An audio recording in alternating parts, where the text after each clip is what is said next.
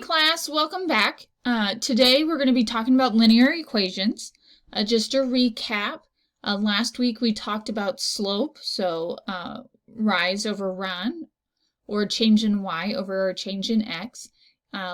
Last lesson we talked about the y-intercept, and that is where we cross the or where our graph crosses the y-axis.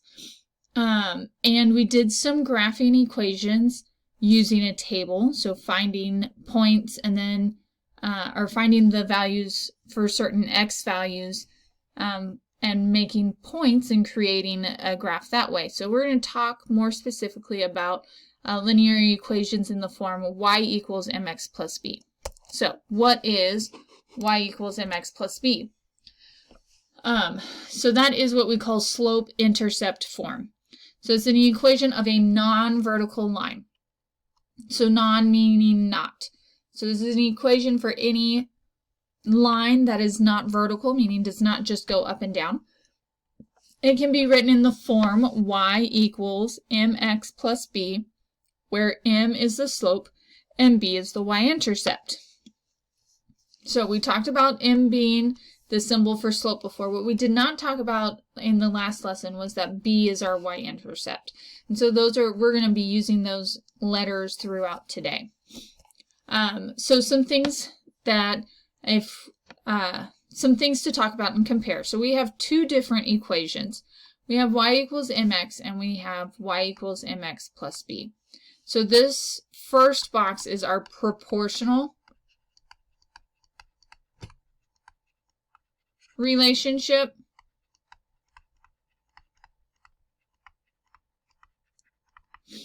And this one's our non-proportional.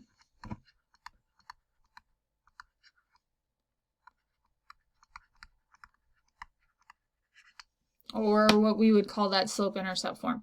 So, in our proportional relationship, we have a slope. Notice both of them have that m. So slope exists for both of them, and it is a constant rate of change.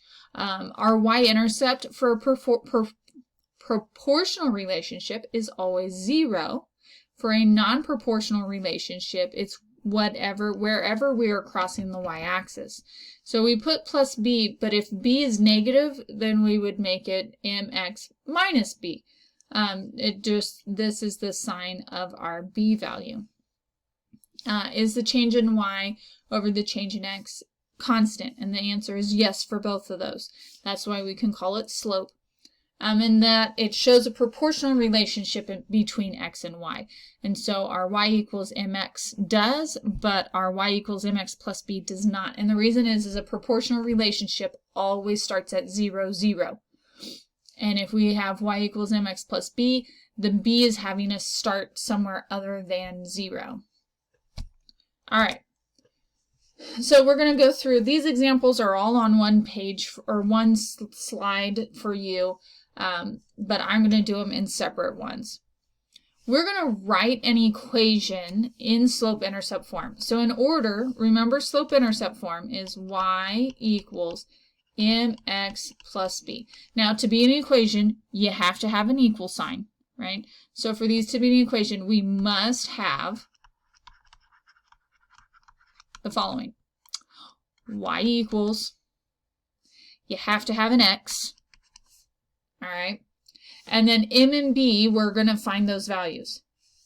But you can't just write m and b and it's done. We're writing an equation. So you have to have y equals, fill in the blank for m, has to have an x next to it, plus b. All right, so in order to do this, we need to find two things. We need to find m, and we need to find b. To me, b is the easiest, and I always tend to begin at b. I know, see what I did there? Haha, Mrs. Cartwright, you're so funny. All right, so we're going to begin at b. That's where we cross the y-axis, and so on this one, that happens at 1. And it's a positive 1, so my b is 1. And I already have that point, so now I just need to go through this line, and I've got to find one more point that crosses at 4 corners. It has to cross through the corners. And so then from here I find my, remember, m equals rise over run. So I'm going to go up, and I went up 1, 2, 3 boxes and write 1. And so my rise is 3, my run is 1, and we should always make it a simplified fraction. 3 divided by 1 is 3. And unless otherwise stated, slope should always be a simplified fraction. Once I find these two things, I have my m, I have my b, then I write my equation. So the equation for this line here is going to be that y will equal 3x, and this is a positive one, so we're going to go plus 1. So y equals 3x plus 1.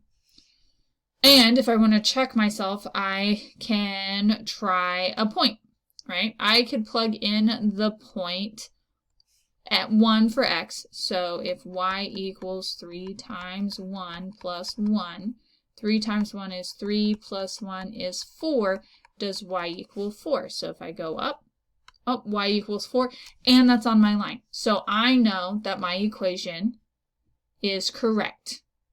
So again, that last part is if I want to check myself and I want to make sure that my equation is correct, that's what I can do. Let's do the next one. Write an equation in slope-intercept form for the line. So we need to find m and b, and we like to begin at b. So here's b. b is 4. I've got to find another point that crosses at 4 corners, and so I believe that is this point right here. And so I'm going to find my rise, which is actually a fall in this case. We fall 2, so that's going to be a negative 2, over, and I go right 1 over 1. Simplify that fraction, I just get negative 2. And so now I can write my equation. Y equals negative 2x. And that's a positive 4, so we'll do plus 4. And that's, ta-da! All right. Next one. Again, we need to find m. We need to find b. b is the easiest, so we're going to begin with b. Here is my y-intercept. That's where we cross the y-axis. There's negative 2, that means, and this is negative 4, so that means my b is a negative 3. And then I want to find another point. So I'm going to go up 1 and write 2. So I am 1 over 2. Double check to make sure it's simplified. 1/2 is simplified. Please stop putting your small number over your big number and then dividing it and making it a whole number. Fractions don't quite work that way. 1 over 2 equals 1/2. All right, and then we plug it in. Y equals 1/2 x. And then normally we put plus b, right? Because it's y equals mx plus b. But this is a minus 3, so we're just going to do minus 3 instead of writing plus a negative 3. So 1/2 x minus 3. And that is my answer, my equation for this line. All right, so one more example for this video, and we're putting it into context. So when would we use this in real life? All right, so the line models a relationship between temperature and in Celsius and degrees, and so we want to know what is the y-intercept of the line. So here's my y-intercept. That's where we cross the y-axis. I can look at the point. I know that's my y-intercept because x is 0. So my y-intercept is 32. What is the slope of the line? Well, we're in luck. They give us 2 points. That's easier than counting this one because it doesn't look like we really cross at 4 corners. So what I'm going to do is I'm going to take y minus y over x minus x. And so for b, I'm going to do 104.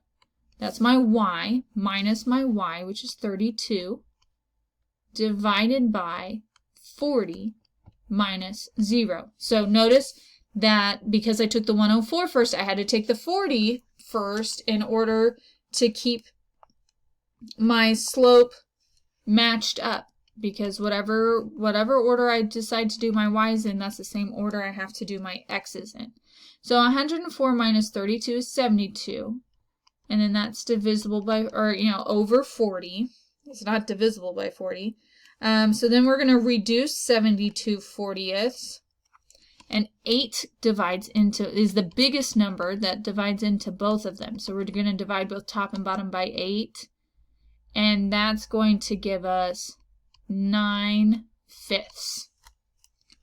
Now we're going to write an equation for the line where x is the temperature in degrees Celsius and y is the temperature in degrees Fahrenheit, which really just means y equals mx plus b. That's what it's wanting.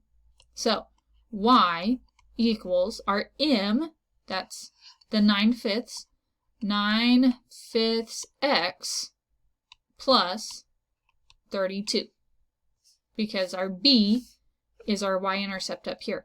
Now we're going to use this equation to find the Fahrenheit equivalent for 18 degrees Celsius. So what this is saying is, what is y when x equals 18? And so then we'll plug in y equals 9/5 times 18 plus 32. And so I like to think of it as 9 times 18 divided by 5 plus 32. And so I end up with, so 9 times 18 divided by 5 gives me 32.4. That's the 9/5 times 18 plus 32, and that will equal 64.4 degrees Fahrenheit. So in England and most parts of Europe, they use degrees Celsius. So when you see that they're at 18 degrees Celsius, then that means that's approximately 64 degrees here in America, because we tend to use Fahrenheit.